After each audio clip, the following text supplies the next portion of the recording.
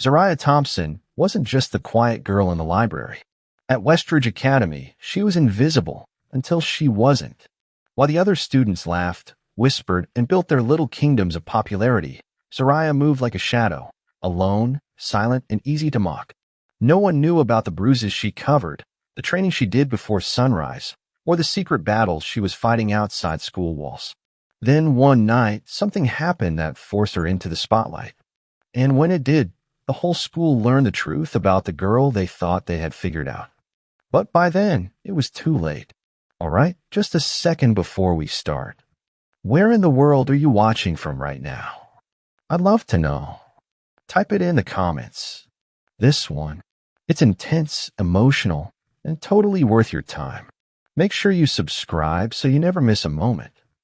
The hallways of Westridge Academy echoed with laughter and chatter as students moved between classes. In the midst of designer backpacks and carefully styled uniforms, Zariah Thompson moved like a shadow. Her scholarship uniform was identical to everyone else's, but somehow she never quite fit in.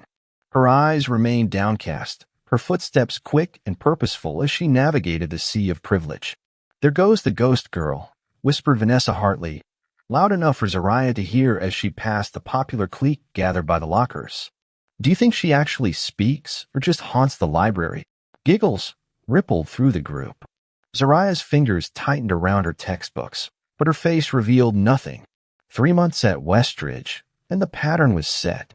Too quiet, too intense, too black for a school where diversity meant having a token few non-white students whose parents were typically ambassadors or tech moguls.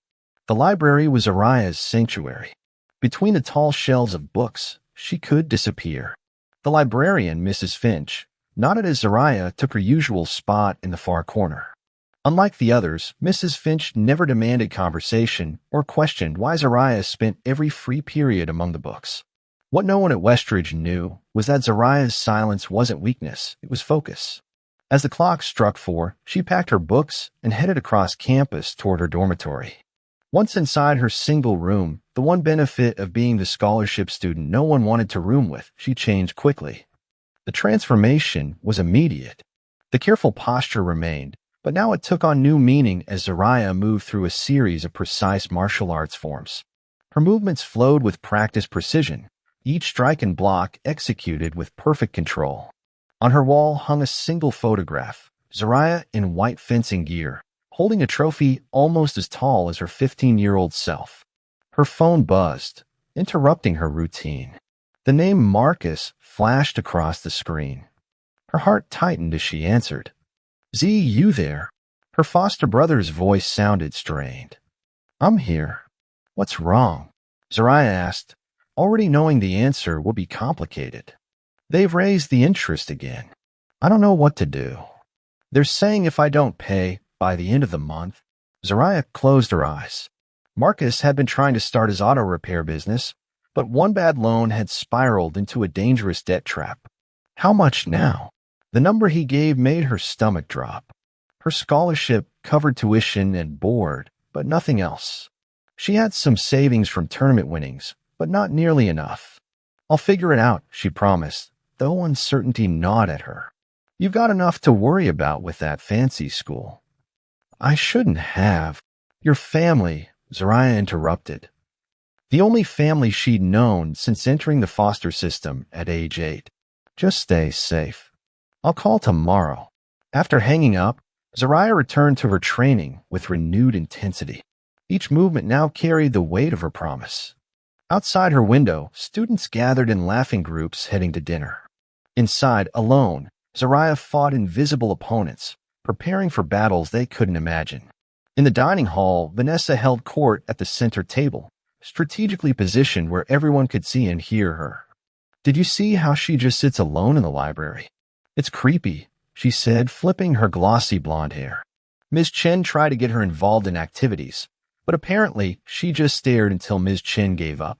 What none of them understood was that in the silence they mocked, Zariah was planning, calculating, and preparing for a fight that had nothing to do with high school popularity and everything to do with survival.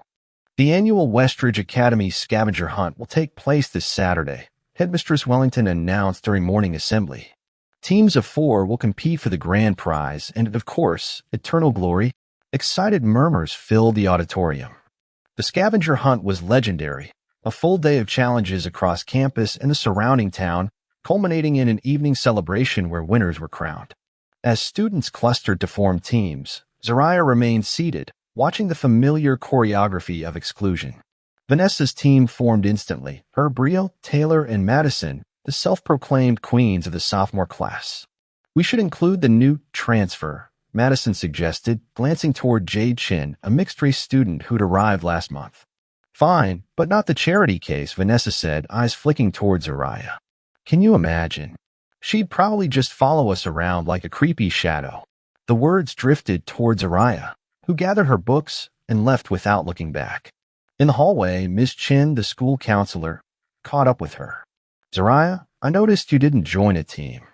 The scavenger hunt is a great way to connect with." "I have training this weekend," Zariah replied quietly. Miss Chin's eyes narrowed slightly. "Training? For what exactly?" Zariah hesitated. "Fencing. I have a private lesson." It wasn't entirely a lie. Fencing had been her first discipline, the one that earned her trophies and recognition. What began as an after-school program at her elementary school had become her pathway to scholarships and opportunities. But fencing was only part of her training now. "I didn't know you fenced," Ms. Chin said, interest piqued. "You know, I used to practice Taekwondo in college. Perhaps we could." "I need to get to class," Zariah interrupted, uncomfortable with the attention. Later that afternoon, Zariah received another call from Marcus. This time, his voice trembled. "They came to the shop, Z. 2 guys. They said the clock's ticking." The fear in his voice transported Zariah back to their shared childhood, Marcus standing between her and the older kids at their third foster home, taking a punch meant for her. "When exactly?" she asked, her mind already calculating. "End of month. 4 weeks." After the call, Zariah opened her laptop and found the email she'd been avoiding. The Underground Circuit, a mixed martial arts tournament with substantial cash prizes and no questions asked. The kind of fighting that would get her scholarship revoked if Westridge ever found out. The next event was scheduled exactly 4 weeks away. The following morning, Zariah found her fencing bag dumped on the floor outside her door. Her mask was dented, protective jacket slashed. Pinned to it was a note. What kind of loser fences, anyway? Too scared for real sports. Anger flashed hot behind her eyes, but Zariah simply gathered her belongings and carried them inside. She could repair the jacket. The mask would need replacing. Money she couldn't spare. "I saw who did it," came a quiet voice. Zariah turned to find Jade standing nearby, arms wrapped around her books. "Vanessa and Madison. I saw them last night. Why tell me?" Zariah asked, suspicious. Jade shrugged. "Because it's wrong. And because they're starting to do the same to me." She hesitated. "I've seen you, running the campus at dawn. That's not just fencing training, is it?" Before Zariah could respond, her phone buzzed with a text. The tournament organizer had confirmed her spot. The entry fee was steep, but the prize would cover Marcus's debt with enough left for him to restart legitimately. Looking back at Jade, Zariah made a decision. "No, it's not just fencing. But I can't talk about it." As Jade walked away, Zariah felt the weight of multiple worlds colliding. The scholarship student struggling to belong, the martial artist preparing for an underground fight, and the sister desperate to save her brother. Something would have to give. 3 weeks before the tournament, Zariah's routine intensified. She woke at 4:30 a.m. for running and strength training, attended classes with laser focus, then spent afternoons in the library completing assignments. Evenings were devoted to combat training in her room, the furniture pushed against the walls to create space for movement. The lack of proper training facilities was taking a toll. Bruises blossomed across her arms and legs from practicing falls on inadequate surfaces. During a morning shower, Zariah winced as hot water hit a particularly painful spot on her ribs where she'd landed wrong during a self-throw practice. Later that day, Miss Chen intercepted her after class. "I'd like to see you in my office, Zariah." Once inside, the counselor gestured to a chair. "A student reported seeing bruises on your arms during gym class." As a mandatory reporter, I need to ask about them. Zariah's heart raced. Being pulled from Westridge now would destroy everything. They're from training, she explained carefully. I'm preparing for a fencing tournament. Ms. Chen's eyes reflected disbelief. Fencing doesn't typically cause bruising patterns like that. I was a martial artist long enough to recognize training injuries. Her voice softened. Is someone hurting you, Zariah? Or are you training for something beyond fencing? The genuine concern in her voice nearly broke through Zariah's careful walls. For a moment, she considered confiding in Ms. Chen about Marcus, about the tournament, about the crushing responsibility. Instead, she offered a partial truth. I'm cross-training in several disciplines. The tournament is important. It could lead to additional scholarship opportunities. This much was true, though the immediate goal was Marcus's safety. I see, Ms. Chen said finally. Just be careful. Whatever you're training for, your health comes first. She paused. And Zariah? My door is always open if you need help. With anything. The warning bell rang, giving Zariah an excuse to escape the uncomfortable scrutiny. That afternoon, disaster struck. Vanessa had been assigned as Zariah's lab partner in chemistry. As they worked, Vanessa's disdain was palpable. So what's your deal anyway? She asked, measuring chemicals with careless precision. You think you're better than everyone because you're so mysterious? Or are you just weird? Zariah focused on the experiment. Could you pass the sodium hydroxide? Hello? I'm talking to you. Vanessa deliberately knocked Zariah's notebook to the floor, sending papers scattering. God, you're such a freak. Something inside Zariah snapped. Not in rage, but in certainty. She fixed Vanessa with a steady gaze.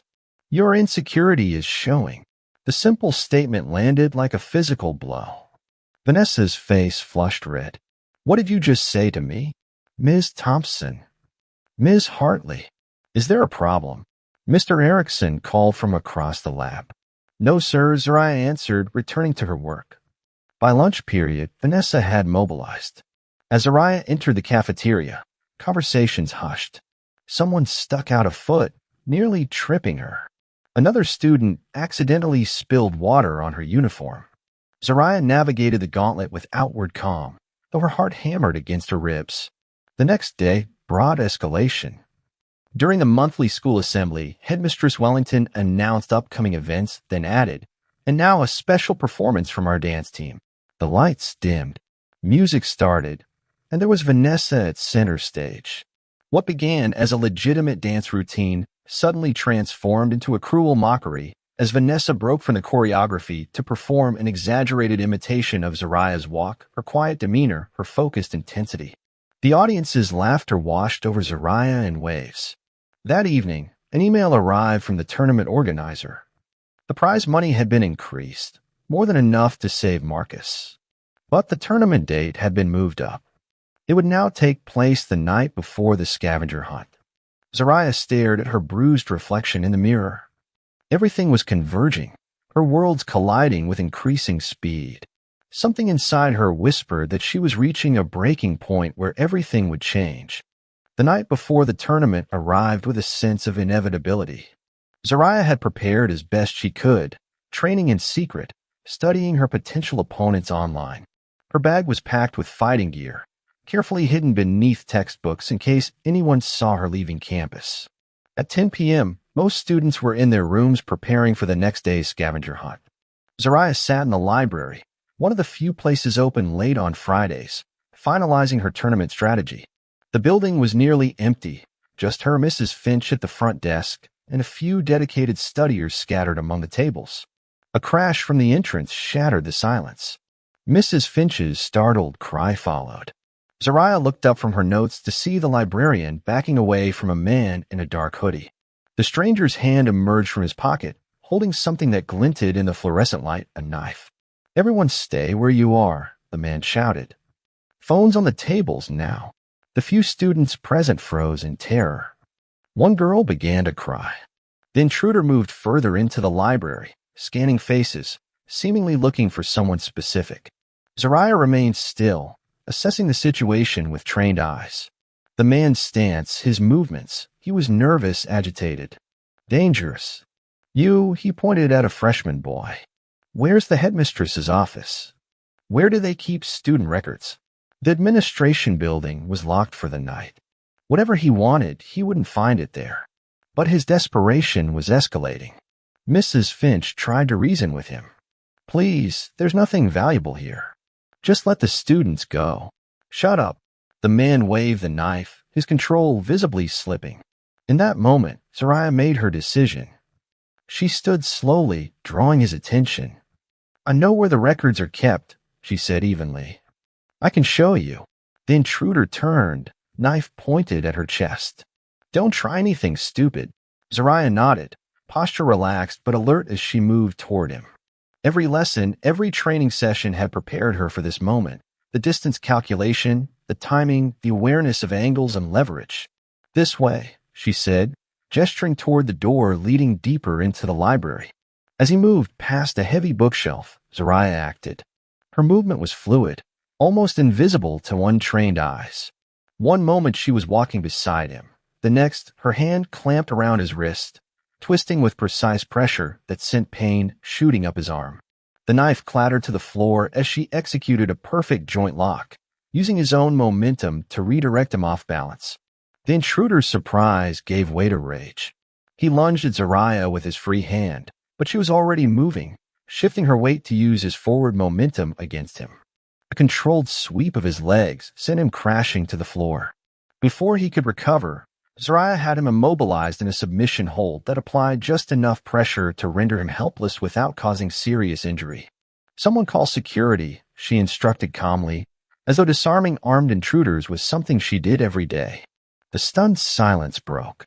Mrs. Finch rushed to the phone while a senior boy used his cell to record the scene, Zariah small and composed, restraining a man twice her size with textbook technique. Security arrived within minutes, followed by local police. As the intruder was handcuffed and led away, an officer approached Zariah. That was impressive restraint technique. Where did you learn that? Before she could answer, the library doors burst open again. Headmistress Wellington swept in, followed by several teachers roused by the commotion. What happened here? She demanded, then stopped short at the sight of Zariah standing with the officers. Mrs. Finch stepped forward. This young woman saved us. He had a knife and I've never seen anything like it. By midnight, the school was in lockdown. Students huddled in dormitories, sharing the video that was spreading through text messages and social media. Zariah sat in the administrative office as Headmistress Wellington called her emergency contact, her social worker, who promised to arrive first thing in the morning. Ms. Thompson, the headmistress said finally, I believe you have some explaining to do. Zariah's phone buzzed with a message from the tournament organizer. Final check-in 10 a.m. tomorrow. No exceptions. The clock was ticking. Marcus's deadline loomed. And now her carefully constructed walls had come crashing down. As the night stretched on, Zariah realized that whatever happened next, nothing would ever be the same. By morning, Zariah Thompson was no longer invisible. The video of her takedown had spread through the entire student body. As she walked from the administrative building after a night of questioning, eyes followed her every movement. Whispers trailed in her wake, not mocking now, but wondering, reassessing. The scavenger hunt has been postponed until further notice, announced Headmistress Wellington over the PA system. All students are to report to the auditorium at 11 o'clock for an important assembly. In her room, Zariah checked her phone. 7 missed calls from Marcus. When she finally reached him, his voice was tight with panic. Z, they moved the deadline up. They're coming today for the money. The tournament was her only chance. I'll get it, she promised. Just stay somewhere public until I call you. At her door, a knock surprised her. Miss Chin stood outside. May I come in? Once inside, the counselor surveyed the room, the carefully organized books, the minimal decorations, and the tournament flyers Zariah had forgotten to hide in her rush. The underground circuit, Miss Chin read. I've heard of this. Unregulated fighting, substantial cash prizes. Her eyes met Zariah's. This is what you've been training for, isn't it? Not fencing. Zariah's silence was confirmation enough. Why risk everything, your scholarship, your future, for something like this? The weight of secrecy suddenly felt unbearable. My foster brother is in trouble. Dangerous people. The prize money would clear his debt. Understanding dawned on Ms. Chin's face. And the tournament is today. That's why you seem more concerned with leaving than with what happened last night. I have to go, Zariah said simply. Ms. Chen was quiet for a long moment. The assembly is at 11. The headmistress wants to recognize your actions. After that, she took a deep breath. I have a car. I could drive you. Shock rendered Zariah momentarily speechless. You'd help me get to an illegal fighting tournament. I'd help a student trying to protect her family, Ms. Chen corrected. But we'll need to be back by evening. And you'll need to tell the headmistress the truth eventually. For the first time in months, Zariah felt a flicker of hope. At 11, the entire school gathered in the auditorium. Zariah sat in the front row as Headmistress Wellington described the previous night's events. Thanks to the quick thinking and remarkable skill of one of our students, what could have been a tragic incident was resolved without injury. From her seat, Zariah could see Vanessa and her friends. Their expressions ranged from disbelief to something more complex. The video played on the large screen, Zariah's movements precise and controlled, her face calm even as she subdued a man wielding a knife. Zariah Thompson demonstrated extraordinary courage, the headmistress continued. The police have informed us that the intruder was wanted in connection with several break-ins at schools across the state. His capture will undoubtedly prevent future incidents. As applause filled the auditorium, Zariah was called to the stage. Standing before the entire student body, including those who had mocked and excluded her for months, she felt strangely calm. Would you like to say a few words? Prompted the headmistress. Zariah approached the microphone. I did what I was trained to do, she said simply. Anyone would have helped if they could. The brief statement seemed to affect the audience more than a lengthy speech might have. As she returned to her seat, the atmosphere in the room had shifted. The truth about who she was, or at least part of it, had been revealed, changing how everyone saw her. After the assembly, Ms. Chen drove Zariah to the tournament location, an old warehouse converted for fighting events. The counselor waited outside while Zariah registered and prepared. Be careful in there, Ms. Chen warned. Remember your training, but also remember you have people waiting for you to come back safely. Inside, fighters from across the region sized each other up. Most were older, bigger, more intimidating in appearance. But as Zariah wrapped her hands and centered her focus, she knew appearance wasn't everything. A lesson Westridge was just beginning to learn about her. The tournament bracket placed her against increasingly difficult opponents. Her first match ended quickly, her technical precision overwhelming her larger opponent's brute force approach. By the semifinals, whispers followed her through the venue. The quiet girl with perfect form. The youngest fighter in the bracket. The dark horse no one saw coming. Back at Westridge, the scavenger hunt remained canceled, but students gathered in small groups, repeatedly watching the video from the library, debating where Zariah might have learned such skills, rewriting their understanding of the quiet scholarship student they dismissed. In Vanessa's room, the popular girl sat in uncharacteristic silence. Did you know? Madison finally asked. About her being some kind of ninja? Vanessa shook her head, her carefully constructed worldview crumbling. The girl she targeted for months had been capable of ending their torment at any time, but had chosen not to. The realization was profoundly uncomfortable. As evening approached, Zariah stood poised for the final match, bruised but undefeated. One more victory stood between her and the prize money.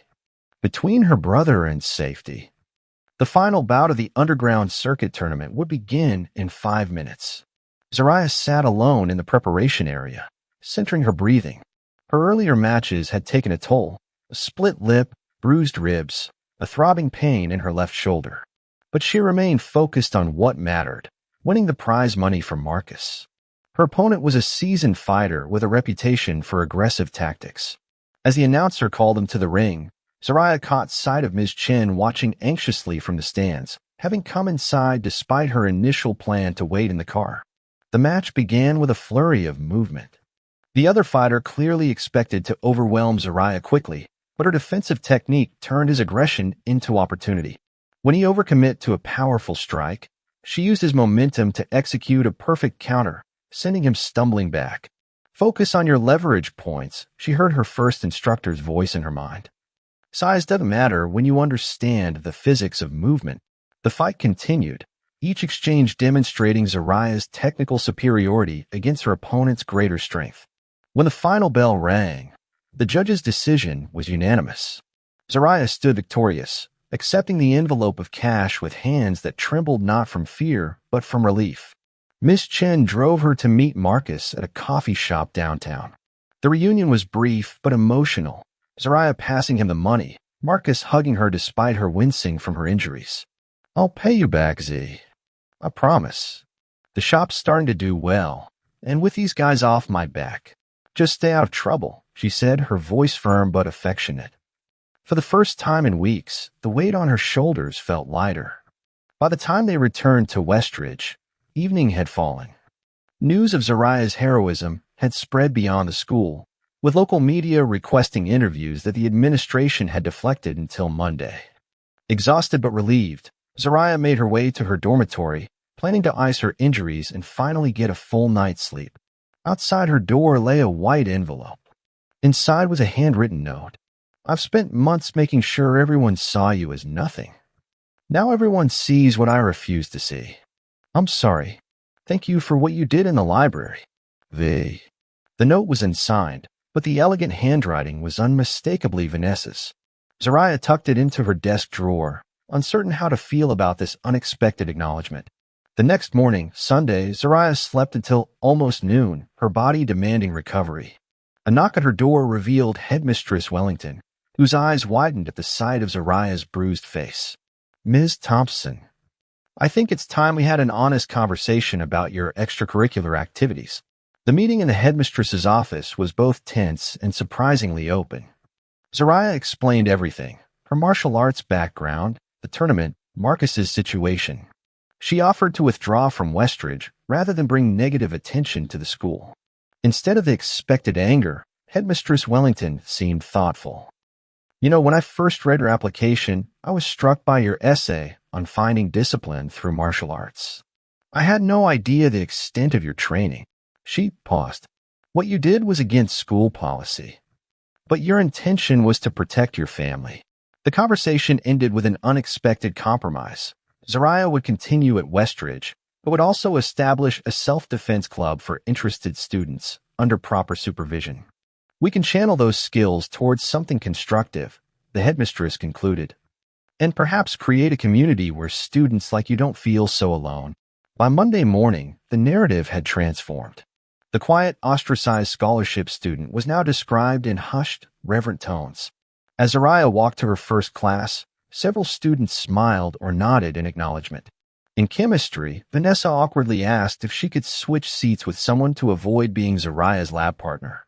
The request wasn't born of disdain this time, but shame. After classes, Zariah headed to her familiar spot in the library. She'd barely settled at her usual table when someone approached. Jade, carrying a stack of books. Mind if I join you? Zariah hesitated, then nodded. So, Jade said as she unpacked her laptop, rumor has it you're starting a self-defense club. I want to be the first to sign up. A small smile tugged at Zariah's mouth. It's not about fighting. It's about discipline and respect. Even better, Jade replied. By the time dinner hour arrived, 3 more students had approached Zariah in the library. One asked about the club, another about homework help, and a third simply wanted to sit quietly nearby. When Zariah finally packed up to leave, she wasn't alone. As she walked toward the dining hall, surrounded by new acquaintances asking tentative questions about her training, Zariah caught sight of Ms. Chen watching from a distance, a knowing smile on her face. The counselor had told her that morning, sometimes we hide our light not because we're afraid of our own power, but because we're afraid of how others will react to it. But real strength isn't just in knowing how to fight, it's in knowing when to reveal who you truly are. Zariah Thompson had spent most of her life fighting, for safety, for opportunities, for her chosen family. Now, walking through Westridge with her head high, she realized the hardest battle had been allowing herself to be seen. Not as the quiet scholarship student, not as the martial arts champion, but as herself, complex, powerful, and finally finding her place. That's how the story ends. Do you think Vanessa's note meant anything in the end? Leave your answer in the comments. I read everyone. Thanks so much for watching. If it spoke to you, share it with a friend. And don't forget to subscribe. There's another story coming up that you don't want to miss.